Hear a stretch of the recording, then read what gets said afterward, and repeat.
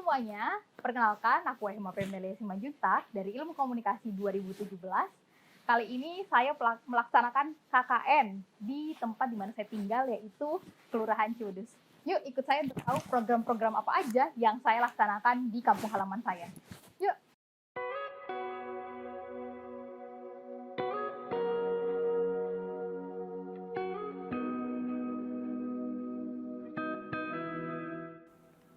Kelurahan Ciwedus merupakan kelurahan yang di Kota Cilegon, tepatnya di Kecamatan Cilegon, di mana Ciwedus itu berasal dari cai. Wedus adalah tempat adus, jadi Ciwedus tempat mandi, di mana jumlah ketua RT ada 37 dan RW ada 7. Dari 37 RT, daerah perumahan 32 RT dan daerah perkampungan 5 RT.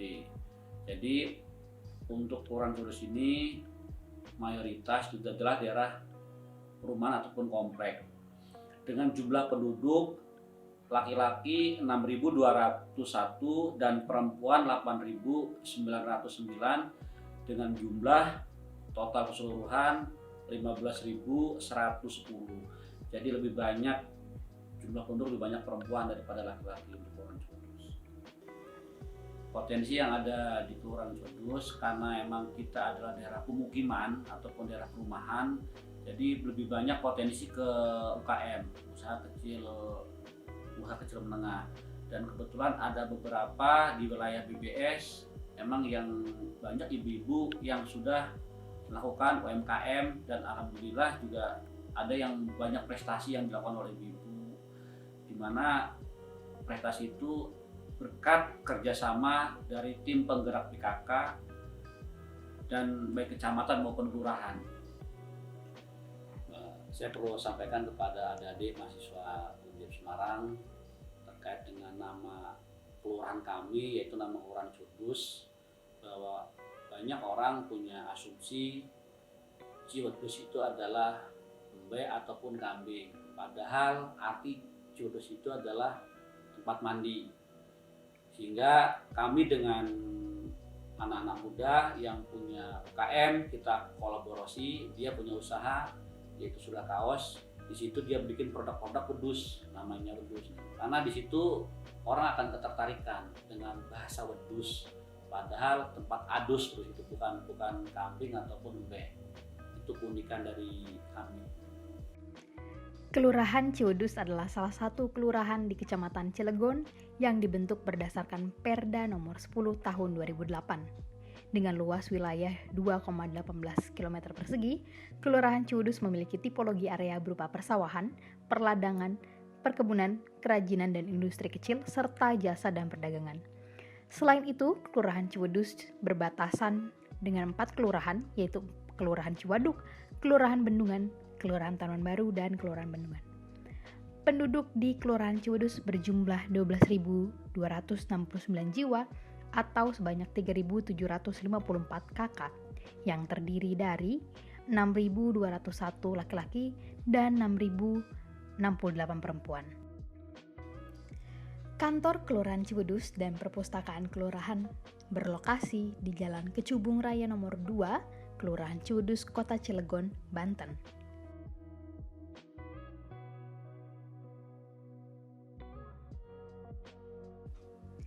Dilansir dari kata data, penggunaan media sosial seperti WhatsApp dan Instagram mengalami lonjakan hingga 40% selama pandemi virus corona.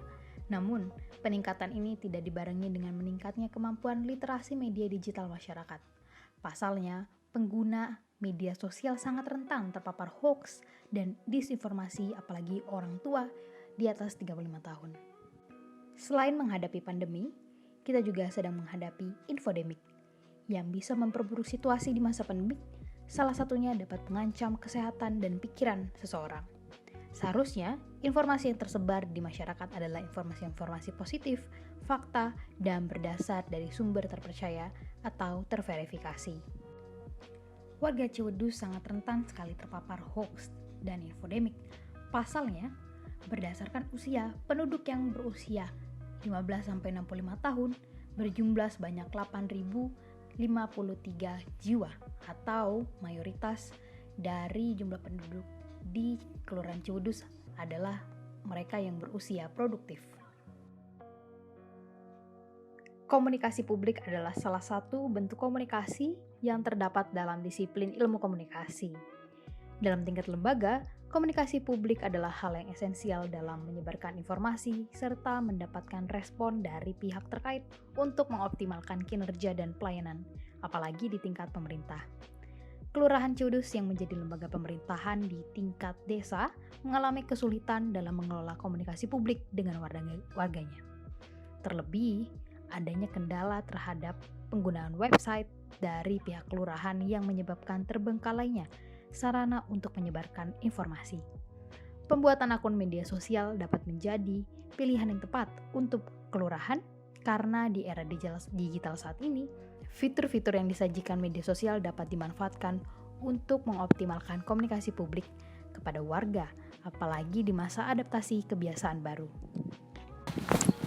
Nah, kali ini balik lagi sama aku, Emma, dan kali ini aku mau jelasin tentang program apa aja yang aku jalankan di Kelurahan Ciwidey. Jadi 2 program ini berkaitan sama poin SDGs dan juga berkaitan dengan bidang komunikasi publik. Jadi ada 2 program. Apa aja itu? Pertama, pembuatan dan pengelolaan akun media sosial Kelurahan Ciwidey sebagai media komunikasi publik untuk warga Ciwidey. Dan yang kedua adalah sosialisasi Gen Viral generasi pintar literasi media digital untuk warga Ciwidey. Saya ucapkan banyak terima kasih kepada adik-adik mahasiswa dan undip yang telah membantu kami ya terkait dengan web yang ada di keluarga kami. Alhamdulillah masyarakat juga banyak mensupport dan mudah-mudahan setelah KKN ini juga bisa memantau terkait dengan akun yang pernah dibikin oleh teman-teman KKN, dan Kelurahan Ciwidey juga punya web di situ. Tapi alhamdulillah kita berkolaborasi dengan adik-adik mahasiswa undip. Saya ucapkan banyak terima kasih.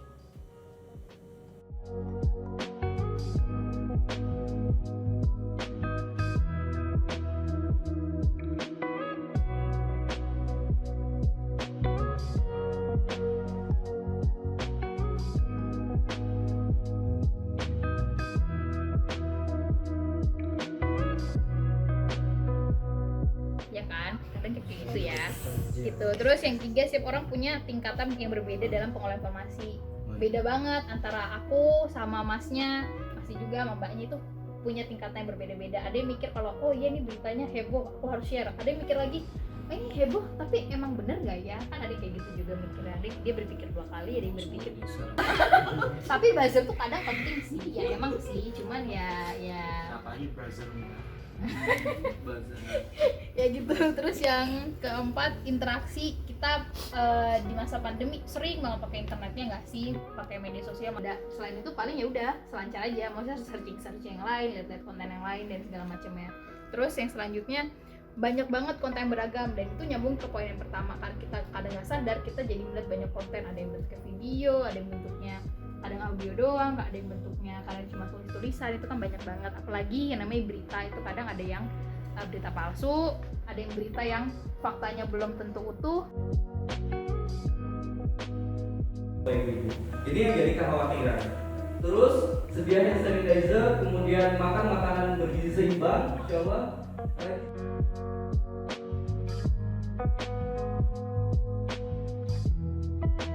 Saya berharap kepada PRT dan PRW, pada khususnya dan umumnya masyarakat Kelurahan Ciwidey, agar berita-berita yang tidak benar yang selalu muncul di media sosial atau berita hoax ini jangan sering diinformasikan ataupun di-share ke warga, karena belum tentu berita yang didapat oleh PRT PRW adalah benar.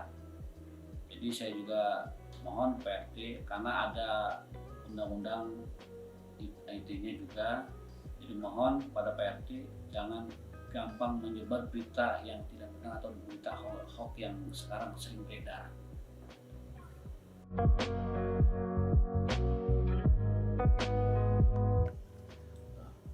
Kegiatan KKN yang dilakukan oleh mahasiswa undip ini, kami sangat terbantu sekali mana adik-adik semua bisa melaksanakan, di samping bisa melaksanakan kegiatan KKN, juga membantu terhadap kegiatan-kegiatan yang dilakukan oleh pemerintah Kelurahan Kudus.